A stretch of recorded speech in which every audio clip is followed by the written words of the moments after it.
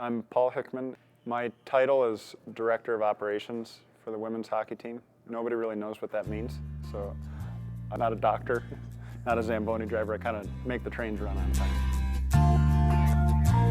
So in 2005, our head coach did the Ironman here when it was unbearably hot and windy. And then in 2006, our two assistant coaches did the Ironman when it was cold and miserable all day. The second year, I went out for the swim start.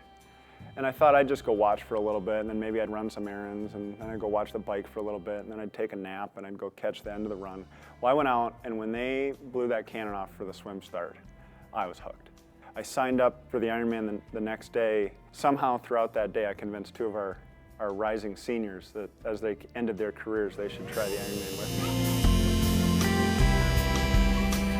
It's very difficult for an athlete who has been so singularly focused since probably early adolescence on hockey on the women's side of the game, because as they get to the end of their playing career, there are very few options for even elite level athletes to play at a next level. So giving something to strive for and a goal to set in a completely different activity really helps them transition in life, because we see that it can be a really difficult time transitioning out of playing hockey, graduating, and so all of a sudden when hockey's cut off, they're looking for something to do. This year we've got 7 former athletes racing, and over the years, I want to say 16 former athletes. It's pretty neat to think of the butterfly effect of the lives that's changed. It was kind of funny how I found my way into volunteering. The third year I was doing Ironman, I overshot my special needs bag on the bike. And so I spun around, and here this volunteer is hurdling rows of special needs bags to bring me mine. And as he gets to me, he opens the bag up, and I reach in and I grab my stuff and I stick it in the pockets of my jersey, and I clip back into my bike and I take off.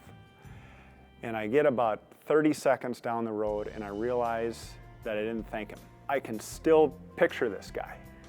The spirit of Ironman is about giving back to others. So I needed to not only give back to these athletes that I felt like I had an obligation to anyway, but I felt like I needed to give back to the other Ironman athletes. And so I vowed that I would start finding a way to volunteer at races. He came, showed up for his shift, and at the end of the night, at midnight, I go around and I thank everyone for coming, and I shake their hand. He extended his hand and I saw the wristband, and I said, "Your finisher?" And I said, "You did the race and then you came back and you volunteered for another 3-4 hours? Why?" Paul said, "I paid for 17 hours. I want the full 17-hour Ironman experience." If I had to choose between volunteering and racing, and I couldn't do both, I would volunteer. So most people's finish line experience is, maybe 2-3 minutes. Well, I get it for 3 hours. It's not hard to do. And there's so many other athletes that they race for 17 hours. Why can't I be out there for 17 hours? The connection you feel to those people as they come across, whether it's a complete stranger or somebody that you've known for years, is awesome, because you get to share that. But right then and there, the culmination of their Ironman experience is with you grabbing their arm coming across the finish line. I mean, it's electrifying.